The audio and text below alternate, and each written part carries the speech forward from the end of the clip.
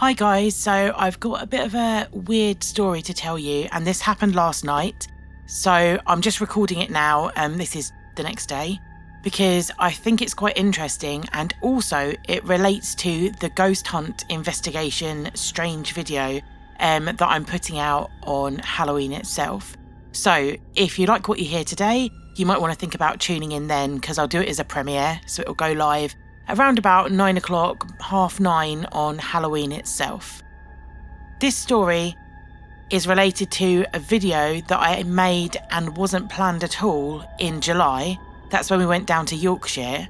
So on the way back from Yorkshire, our car broke down. There's a whole different vlog about that coming, and you see a bit of that in the main video. And when I was at this castle, I have to be honest, of everywhere that I've been to do paranormal investigations over the last 3 or 4 years, this was the one that scared me the most. So I'm going to tell you what happened last night, and then I'll give you some context. But yeah, I might even put in a couple of shots from the video that is going to come out on Halloween. But it's really, really thrown me, and I'm feeling a bit scared in my own house. So without further ado, this is what happened last night. Because of daylight savings times, here in Scotland, it now gets dark or starts getting like twilighty around about 5:30, 6 o'clock, and then it's really, really properly dark about 6:30. And this happened around about 7 o'clock last night. My little dog Bertie is a Yag Terrier, and he's very intelligent and he gets into everything. So if I'm not in the same room as him or I can't supervise him, I like to just put him in his crate if I'm editing something, maybe for like half an hour, 45 minutes, just so he gets some time out and he can have his chew toys. And then I'm up here and he doesn't disturb me if I'm doing voiceovers or anything like that. So yesterday, my boyfriend left for work, we put Bertie into his crate for about half an hour. It started to get dark, and then I realised that it was taking me too long to edit the last few bits of the Halloween video, but I just wanted to get it done, so I continued to change over some title cards, check that all of the audio was in sync because I'd changed some bits on it and it had shunted some other stuff out of the way, just minimal things like that. And as I was watching the video, I realised it came to a bit which is quite near the end of it, which was the main bit that freaked me out about the paranormal investigation. And I was like, oh yeah, that was a bit weird. And then I was like, oh, I wonder if anyone else who watches it will have the same feeling as me. Didn't think any more of it. Just was thinking it's time for me to get my dinner, let Bertie out, take him for a walk, etc. So as I'm just rewatching that one part of the video, I hear a noise which is like dog or light footsteps along the landing behind my where my studio is. So I was like, okay, well, Bertie must have just got out of his cage or we didn't lock it properly. He probably just wants to go and lay on the bed because my bedroom is like the first room that you come to at the top of the stairs where the landing is. So I hear footsteps again, like kind of in the bedroom area, kind of along the landing, and I'm thinking, oh, Bertie must be impatient, maybe he needs the toilet.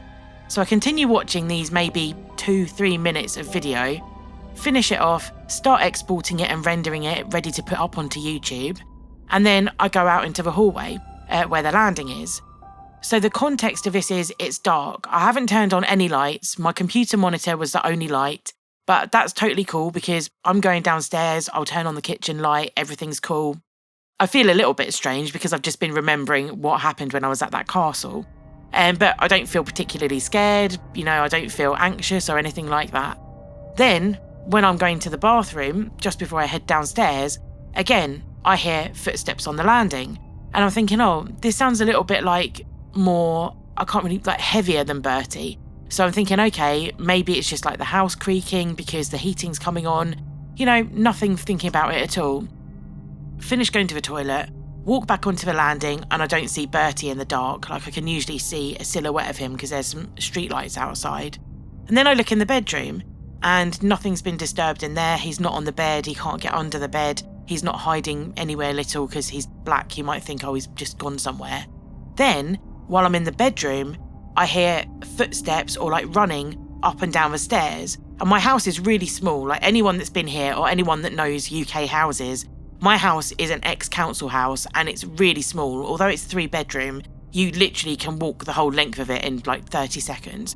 So I thought, okay, Bertie's obviously slipped past me because he's small and dark and it's dark here. He's obviously running down the stairs expecting me to let him out for the toilet or to get his food.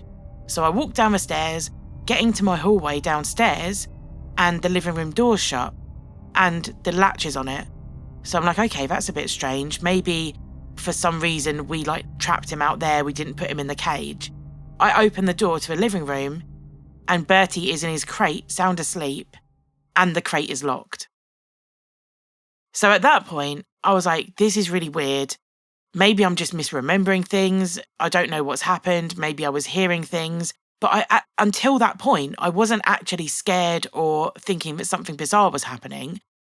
And then, as I'm about to open Bertie's crate and give him a cuddle and get his dinner ready, and I just was going to dismiss it, I heard the footsteps again on the landing above me and then going into my bedroom.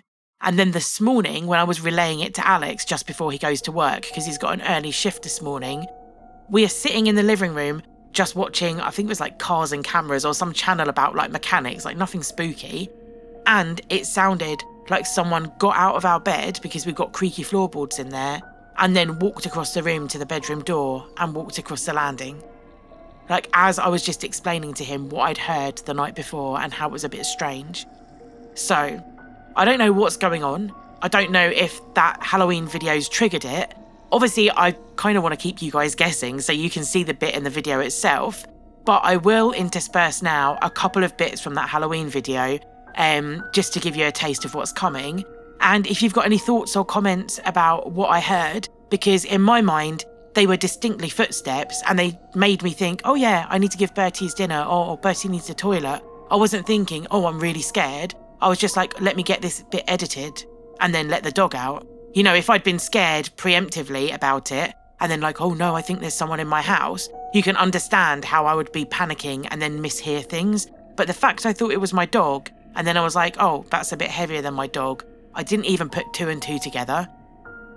A couple of other things have happened in this house, but nothing notable.